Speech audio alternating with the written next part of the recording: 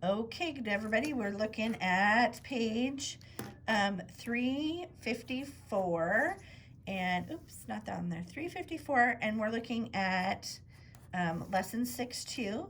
And in this lesson, we are looking at being able to write equivalent values of fraction, decimals, and percents. So every fraction can be turned into a decimal, and every decimal can be turned into a percent, and every percent can be turned into a fraction, and likewise. But we're looking at it based on that whole.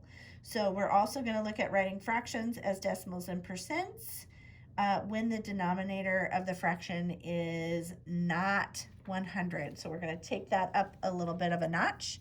So let's look at this example. The portion of time that Teddy spends doing homework for each subject is shown in the bar. So you'll notice that this is the whole time that he spends. We don't know what that time actually is, but all together, this is what he spends for reading, math, and science. How can we write the amount of time Teddy spends on reading or science as a fraction, decimal, and a percent? So be very careful that you're reading your questions. So we know that 30% is like saying 30 over 100, and then we always reduce. So it could be 3/10. So 30% could be 3/10, or it can be put into a decimal form of 0.30, and then we drop that 0. Let's look at our fraction for science is the other one they asked us for. So for science, it's 0.10. So we know that 0.10, if we said that correctly, it would be 1/10, or we could say 1/100th. It's up to you how you want to do that, but you know that you're going to reduce it to 1/10. If we leave it as 100th, we know that it's 10%. And so you guys are pretty good with your numeracy, and you know how to flip those back and forth. But my advice is always to read things properly at this point when we're looking at our decimals. Say those with the proper designation of 10/100ths or 1/10. So let's do a little try it here. So Anna spends 0.545, or we say 45/100ths of her homework time reading. What is 45/100ths as a percent? So we're going to pause here, and you are going to tell me what to do. And we're back.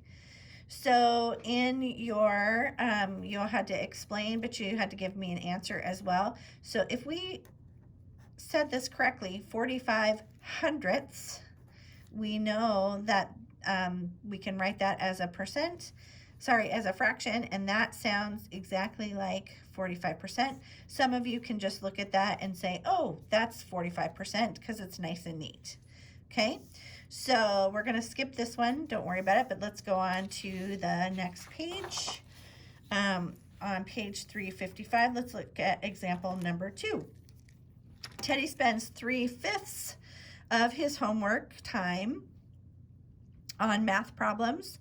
And so we're going to look at 3/5 as a decimal and as a percent. So for this one, you're going to take an extra step, and you can use your calculators. I know you love it when you can do that. We know that it's 3/5 of the time. We're going to use our calculator and do 3 divided by 5, which turns out to be 0.6, or how do we say that properly? 6/10. And so we could say that it's 0.6 or 0.60, which is 6/10 or 60/100ths. And so if we were to write that as a percent, we know that it would be 60%. Okay? So you're just learning how to move these numbers in and out of each other, and just make sure that you're not overthinking it and that you're writing your thinking down. So let's look at the last one here, example number 3. Teddy's friend Jacob spends 5/8 of his homework time doing math problems. So our first step we're going to write 5/8 as a decimal and as a percent. So we're going to use our calculator again. I know you love that. Divide 5 by 8. So does it matter which one you put in first? Absolutely. You're always going to, in the calculator, you're going to put 5 divided by 8. So it's going to look just like that. And we know that this one is going to be 625 thousandths. So this is, sorry, I didn't put that there. So 625 thousandths, but we want to make this to a hundredth so that we can get to a percentage. So we're going to actually move a decimal point over. So this becomes 62.5%. Do those values change?